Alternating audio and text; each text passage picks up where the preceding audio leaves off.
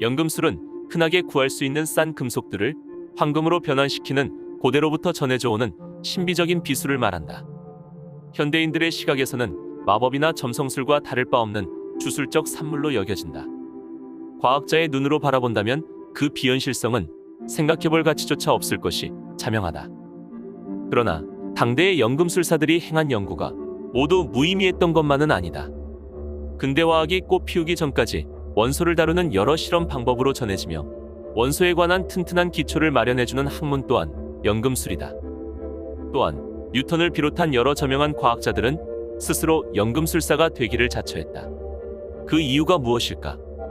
그리고 연금술은 정말로 금속을 금으로 만드는데 그 목적이 있는 건 아니었다. 오늘은 연금술이란 무엇인지, 그리고 연금술의 진정한 목적에 대해 알아보겠다.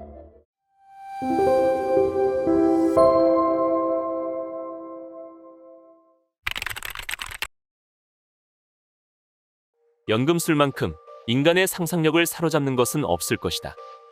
연금술은 한마디로 화학의 아버지라 할 수 있다. 중세 연금술사들이 이뤄놓은 화학 반응의 결과물과 실험 방법은 현대 화학의 기반이 됐다. 다만 이들은 물질의 본성을 성질로 이해하려는 경향이 강했다. 모든 물질이 물, 공기, 흙이라는 기본 원소들로 이루어졌다는 고대의 사원소설이 그 바탕에 있었다. 인간이 인위적으로 물질에 어떤 작용을 가하여 그 물질을 최고의 고귀한 상태로 변화시킬 수 있다는 발상은 그 자체만으로도 경이로운 것이었음이 틀림없다. 실제로 기술적으로 금을 만드는데 성공한 사례도 있다. 미국의 글렌 시보그라는 화학자가 인공적으로 금을 만드는데 성공했지만 그의 방법으로 1온스의 금을 만들려면 약 1000조 달러 정도가 소요될 것이라고 한다. 연금술이라는 발상의 토대가 된 것은 아리스토텔레스의 이론이다. 물, 공기, 흙을 어떤 비율로 결합하느냐에 따라 세상의 온갖 다양한 사물이 만들어진다. 그 변화에서 얻어지는 금은 물론 엄청난 부와 장수와 어쩌면 영생까지도 가져다주는 것이었겠지만 실제 연금술사들을 사로잡았던 것은 그런 물질적인 보상을 넘어선 보다 정신적인 것에 가까운 것이었다고 생각된다. 자연을 조작하여 그 과정에서 무언가를 창조할 수 있다는 것이야말로 창조주의 비밀을 엿볼 수 있다고 믿었다. 이러한 믿음은 만물이 서로 긴밀한 유기적 관계 속에 있다고 믿으며 인간이라는 소우주와 세계라는 대우주가 그 구조와 본질에 있어 사실상 같은 것이라는 고대 철학적 세계관의 바탕을 두고 있었다. 우주의 영혼이라는 스토아 학파의 개념도 연금술 성립에 도움을 주었다. 모든 피조물은 이 신성한 영적 물질에서 나왔다. 그 영적 물질은 무수한 물질의 잠재 형상을 하고 있으며 각 물질의 형상은 끊임없는 변화의 상태에 있다. 여기서 한 걸음 더 나아가 한 물질에서 다른 물질로 옮겨가는 이 자연적 과정을 인위적으로 연출할 수는 없을까? 바로 이 발상에서 연금술의 상상력이 나온다. 참고로 만유인력을 발견한 근대과학의 선구자 아이작 뉴턴은 사실 연금술사이기도 했다. 그는 자신의 비밀 실험실에서 무려 30년 동안 밤을 지새우면서 연금술 실험을 했고 암호화된 고대 연금술사들의 책을 탐독했다. 대표적인 연구 업적인 물리학이나 수학보다 더 많은 공을 들였다고 한다. 미국 인디애나 대학의 윌리엄 뉴먼 교수는 뉴턴은 탐욕을 부렸다거나 미쳐서 연금술을 연구한 게 아니다. 그의 관점에서 보면 연금술사인 뉴턴과 중력이론을 세운 뉴턴은 전혀 다를 게 없다고 했다. 뉴먼 교수는 연금술이 뉴턴의 다른 연구에 영향을 미쳤다고 말한다. 바로 뉴턴의 광학 연구에서다. 뉴턴은 중력뿐 아니라 광학에도 중요한 발견을 해냈다. 흰색의 빛이 여러 색깔의 빛으로 이루어져 있음을 알아냈는데 이러한 발견이 연금술에 막대한 영향을 미쳤다고 말한다. 이것이 바로 화학에서 물리학으로 기술이 이전되는 사례였다. 이러한 사례로 볼 때 연금술을 사이비 과학으로만 폄하할 순 없을 것이다. 무수한 사람들의 실험과 노력으로 근대 화학이 발전하는 밑거름을 마련했기 때문이다. 서강대 화학과 이덕환 교수는 연금술은 원소와 물질이 구분되지 않았던 시대의 세계관으로 볼 때 너무도 당연한 과학적 시도였을 뿐 아니라 수소 원자들이 뭉쳐 헬륨으로 변하는 핵융합 반응과 별 생성의 원리로 보자면 일반 금속으로 귀금속을 만들려고 했던 연금술사의 사고를 현대적 인식을 근거로 무작정 틀렸다고 비판할 수도 없다고 했다. 야코프 베멜을 비롯한 신비가들은 연금술을 인간의 정신적 변형의 상징으로 간주해왔으며 이런 관점은 19세기 후반에 오컬티스트들 사이에 널리 퍼졌다. 스위스의 정신의학자이자 분석심리학의 개척자인 카를 융 역시 연금술이 문제로 삼고 있는 것은 화학이 아니라 오히려 영혼의 변형이나 상징이라는 결론에 도달했다. 융에 의하면 사람의 영혼은 뿔뿔이 분열되고 말았는데 이는 종교에서도 일부는 책임이 있다고 한다. 인간이 전체를 찾을 때 그 전체성의 상징이 비금속을 금으로 바꾸는 현자의 돌이었다. 현자의 돌 제조를 가리켜 연금술사들이 말한 위대한 행동은 프리마 마테리아, 즉 원재료가 되는 제1물질을 고르는 데서부터 시작한다. 이 소재가 어떤 성질의 것이었는지는 아직도 밝혀지지 않았는데 현대의 어느 연금술사는 흙이 바로 프리마 마테리아였을 것이라고 주장한다. 위대한 행동은 봄, 가능하면 12궁에서 가장 강력한 별자리, 백양궁 아래서 시작해야만 한다. 여기엔 금과 은이나 유황과 수은 등 하나는 남성을 또 하나는 여성을 의미하는 두 가지 원소가 쓰여지고 있다. 이것을 비밀의 불로 섞어서 밀폐한 용기에 넣고 가열해야 하는 것이다. 이 작업이 잘 이루어지면 두 가지는 결혼, 즉 결합을 하면서 거무스레하게 썩는 흑화 단계에 도달한다. 더욱더 열을 가하면 검은 불순물로부터 혼이 추방되고 남겨진 것이 천천히 흰색으로 변한다. 이것이 백화이다. 어떤 내용인지는 불분명하지만 그러고 나서 또 몇 가지 처리를 거듭하면 그 백화물은 녹색으로 변하면서 녹색의 사자가 되고 마지막으로 빨갛게 물들면서 차츰 현자의 돌이 생긴다. 이와 같은 여러 단계의 공정은 융의 입장에서 본다면 상징적인 것이다. 왜냐하면 흑화를 가져다준 가열 처리는 마음속 갈등이 초래한 일종의 혼의 어둠이며 융 자신도 이와 아주 비슷한 파멸의 위기에 처할 만큼 괴로운 시대를 헤쳐나갔으므로 이 혼의 어둠은 자기 변신의 제1단계에서 종료한다. 이처럼 융의 해석은 설득력이 풍부한 것이지만 화학적인 전체의 공정을 털이 곤두서는 듯한 환상으로 간주하고 있는 것만은 분명하다. 그러나 연금술사들은 자신들이 영적이 아닌 과학적인 탐구에 종사하고 있다는 것을 추호도 의심하지 않았다. 그리고 현대의 연금술사 중 적어도 두 사람은 연금술이 실제적이지 상징적인 것은 아니라고 주장했다. 프랑스의 연금술사 아르망 발보의 천일 아침의 황금에 의하면 새벽녘에 모은 초목의 이슬을 증류함으로써 식물 생명의 본질을 파악해 황금의 기름을 제조했다고 한다. 발보는 그 추출물의 효능에 대해서 몇몇 의사의 서명이 들어있는 보증서까지 준비했다.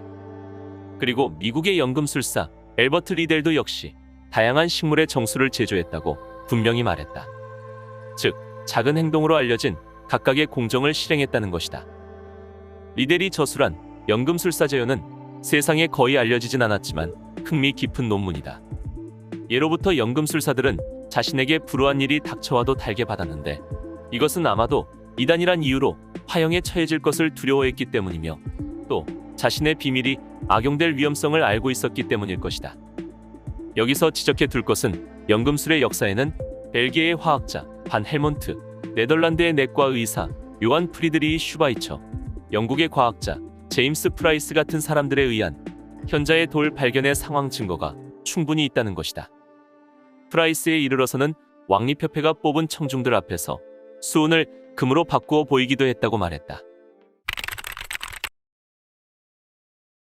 러시아의 신비사상가 구제프도 역시 연금술의 각 공정에 매우 중점을 두었다.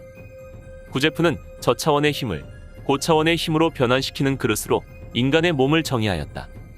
구제프에 의하면 우리는 이미 고차원의 센터를 몸에 터득했지만 그것을 작동시키는 힘이 부족하다는 것이다. 그렇지만 연금술의 비밀을 증명하는 것 중에서 가장 유망한 것은 그것이 영적인과 동시에 화학적인 공정이었다는 관점이다. 즉, 어떤 점에서 영이 결정적으로 개입하지 않을 수 없는 화학적 공정이었다. 이렇게 생각하면 비밀의 불과 많은 연금술사가 말하는 수수께끼와 같은 이중수은에 대해서도 충분히 설명할 수 있는 것이다. 이 문제에 대해 흥미를 주는 것이 있다. 대뇌를 형성하는 두 개의 반구, 즉 우뇌와 좌뇌에 관한 지식이다. 인간은 원래 동물과 똑같이 단순한 정신 통일 체계를 갖고 있었지만 인간은 자기분열이라는 대가를 치르면서 자연계와 자기 자신을 지배하는 능력을 보유하게 되었다. 융에게 영향을 끼친 중국의 연금술서 황금꽃의 비밀에는 의식과 생의 뿌리를 태우고 우리 안의 성스러운 나라에 등불을 켤 필요가 있음이 서술되어 있다. 도취와 통찰로 가득 찬 상태, 우리들이 스스로가 모든 게 좋다고 느끼는 상태에서 불로 분열된 우리들의 존재를 일순간 통합시켜 자신의 능력이 스스로도 알아채지 못할 만큼 훨씬 위대한 것임을 깨닫게 되는 것이다. 이렇게 보면 폴터가이스트 같은 현상도 운해가 그 발생의 근원으로서 좌뇌가 맡은 과학적 세계관에 운해가 반기를 든 것처럼 보인다. 어쩌면 고대인은 지구에 내재하는 여러 가지 힘의 이용법을 알고 있었을지 모른다. 그리고 연금술에 있어 작은 행동은 그러한 지구의 힘과 관련이 있는 것은 의심할 바 없는 사실이다. 여기에서 암시되고 있는 것은 융이 말한 개성화, 즉 운해와 좌뇌의 새로운 결합을 완성한 자라면 자기 뜻대로 폴터가이스트 현상을 일으키고 그 밖에 여러 가지 마술을 행할 수 있지 않을까 하는 점이다. 그리고 그러한 초능력이 물질의 구조에 영향을 미쳐서 화학 변화를 야기할 가능성이 있음도 충분히 고려해 볼 수 있다. 그런 경우 연금술사의 참된 임무는 우리 안의 성스러운 나라, 즉 우리들 내부에 있는 힘과 의미와 목적의 원천과 접촉을 확고히 하는 마술사가 되는 일이다. 그 논거가 되는 것은 대뇌와 지자기에 관한 현대의 발견과 대조해보면 오컬트 과학의 대부분을 이해할 수 있다는 것이다.